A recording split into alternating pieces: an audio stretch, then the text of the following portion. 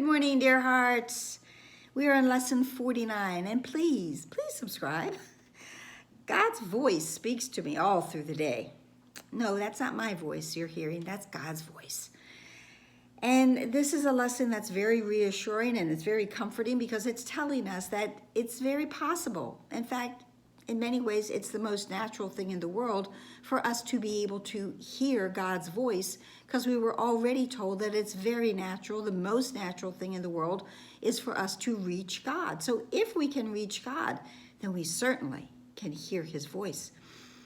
This lesson also tells us that, we don't have to stop to hear God's voice. There is a part of our mind, and it happens to be the larger portion of the mind, that is in constant communication. And that is where truth, big T truth, abides. And it is always there that we can go to hear the voice of God. Now there's another part of our mind, obviously, that is that egoic part that is described very succinctly in this lesson, with telling us that it's filled with the raucous shrieks and sick imaginings. It's that part of the mind that is degrading and nasty and mean girl-like, that is always trying to keep us away from God, to keep us away from hearing God's voice, to guide us and to comfort us and to share with us our truth and the truth of the life that we truly want and deserve and are meant to have. We can reach home, and it tells us that this is what we are doing here. We are trying to reach home. But in order for us to truly do this, we have to go into a space of silence. We have to go into that place where there is stillness, because this is where we will hear the voice for God. There are many who have instructed and in meditations, and I've said it also, that, there is that space. It is a gap. It is that gap. It is that space between the breath. It is the space between the thought. It is that space of infinite possibility. That is the space we go today. That is the space we want to sink into. We want to go down into that space, because that is the space where all is still, all is quiet, and where our mind will easily shift and connect with the voice for God. That is the space where, when I achieve that, when I go there, then all is well. I am comforted.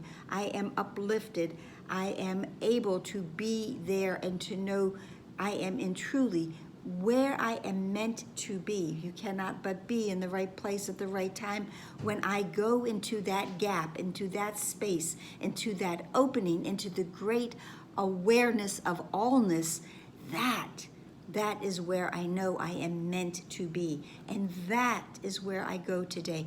That is where I will indeed hear God's voice speak to me all through the day.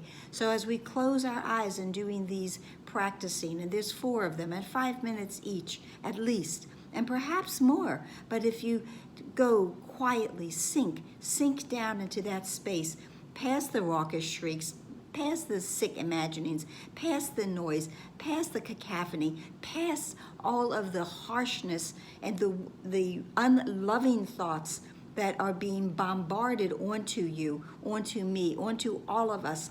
Go past there, sink deeply and quietly into that gap between the breath, that gap between the thought, and close your eyes, and there you will hear.